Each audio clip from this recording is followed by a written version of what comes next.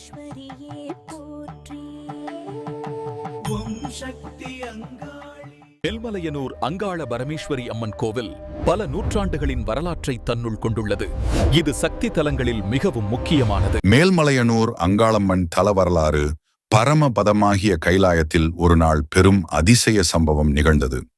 பிரம்மா மூவரில் ஒருவர், படைப்பின் வடிவமாக விளங்குவார். அவருக்கு அப்போது 5 தலைகள் இருந்தன. அது அவரது சிருஷ்டி சக்தியின் அடையாளம். ஆனால் இந்த 5 தலைகளே இந்த தல வரலாற்றின் தொடக்கத்தை தந்தன. ஒரு நாள் பார்வதி தேவி சிவபெருமானை ஆராதிக்க கைலாயத்திற்கு வந்தாள். அப்போது பிரம்மாவின் 5 தலைகளை பார்த்த பார்வதி அதை சிவனின் பஞ்சமுக வடிவம் என்று நினைத்து பிரம்மாவின் பாதத்தில் நமஸ்காரம் செய்து பூஜை செய்தார். பார்வதி தேவி செய்த பூஜையால் ஆணவம் கொண்ட பிரம்மாவின் 5வது தலையை சிவபெருமான் துண்டித்தார். இதனால் ஆணவம் கொண்ட பிரம்மா அகந்தையுடன் பெருமைப்பட்டார். எனக்கு சிவன் அளிக்கும் மரியாதையே கிடைத்துள்ளது என்று மனதில் உயர்ந்து நிற்கிறார். இச்சம்பவம் சிவபெருமானின் காதில் விழுந்தது. பிரம்மாவின் ஆணவத்தை ஒழிக்க வேண்டிய நேரம் வந்தது. அதனால் சிவபெருமான் தனது பசுபதாஸ்திரத்தால் பிரம்மாவின் 5 தலைகளில் ஒன்றை எடுத்து வெட்டிவிட்டார். ஆனால் பிரம்மாவை கொல்வது மிகப்பெரிய பாபம். அதற்கு பிரம்ம ஹத்தி தோஷம் ஏற்பட்டது. சிவனின் கரத்தில் விழுந்த அந்த தலை ஒன்று அவர் எங்கு சென்றாலும் கையிலேயே ஒட்டி கொண்டிருந்தது. இதனால் சிவபெருமான் உலகம் முழுவதும் அலைந்து திரிந்து வந்தார். இதே சமயத்தில் சரஸ்வதி தேவி, பிரம்மாவின் சக்தி, இந்த செயலில் கோபித்து சிவனுக்கு சாபம் அளித்தார். நீ இப்போது பிச்சை எடுத்து அலைவாய், பிச்சாடனார் ஆகி உலகமெல்லாம் பிச்சை வாங்கி பரிதவிப்பாய் என்று.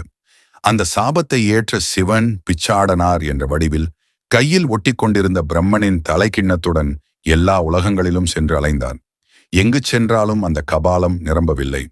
பிச்சை எடுப்பது போல தோன்றினாலும் உண்மையில் அவர் பாவநிவாரணம் தேடி வந்தார். அப்போது விஷ்ணு பகவான் வழிகாட்டினார். இச்சாபம் நீங்க வேண்டுமானால் பூமியில் உள்ள சில தலங்கள் உன்னை காப்பாற்றும். அதில் சக்தி அதிகம் புண்ணியமிக்கது மேல்மலையனூர் மயானம். அங்கே உன்னை உன் சக்தியாகிய பார்வதி மீண்டும் இணைத்துக் கொள்வாள். அவள் தரும் பரிசுத்த உணவால் கபாலம் விலகும் என்று. சிவபெருமான் விஷ்ணுவின் ஆலோசனைப்படி மிகப்பெரிய மயான சக்தி உள்ள மேல்மலையனூர் மயானம் நோக்கி வந்தார். அந்த மயானம் பொதுவான இடம் அல்ல. அங்கு புலி, பாம்பு, வேட்டையாட்கள், பிசாசுகள் எல்லாம் இயல்பாக காணப்படும் உண்மையான அகோர சித்தமடம் போன்ற இடம். அங்கு நிலையான சக்தி அங்காளம்மன். அங்காளம்மன் பார்வதி தேவியின் உச்சகோபரூபம். தீயை மிதித்து தீயதை அழித்து துன்பத்தை கொளுத்திவிடும் சக்தி.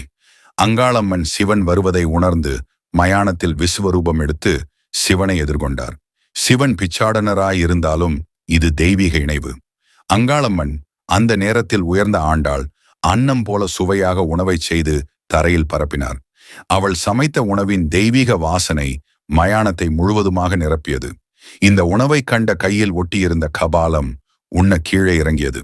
அதாவது கபாலம் உணவை தொட முயன்றது. இதே நேரம் சிவபெருமான் அருகில் இருந்த ஆற்றில் கையை கழுவினார். கபாலம் மீண்டும் சிவனின் கையை பிடித்துக் கொள்ள முயன்றது. பட் இப்போது அது ஒட்டவில்லை. சாபம் நீங்க தொடங்கியது.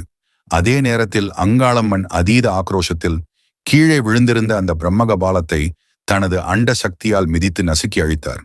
அது பிரம்மஹத்தி தோஷத்தை முழுமையாக நசுக்கிய தருணம். உலகை படைக்கும் சக்தியும் பார்வதி, உலகை காப்பாற்றும் சக்தியும் சைவம், பாபத்தை நிவர்த்தி செய்யும் சக்தியும் அங்காளம்மனிடமே ஒருங்கிணைந்தது.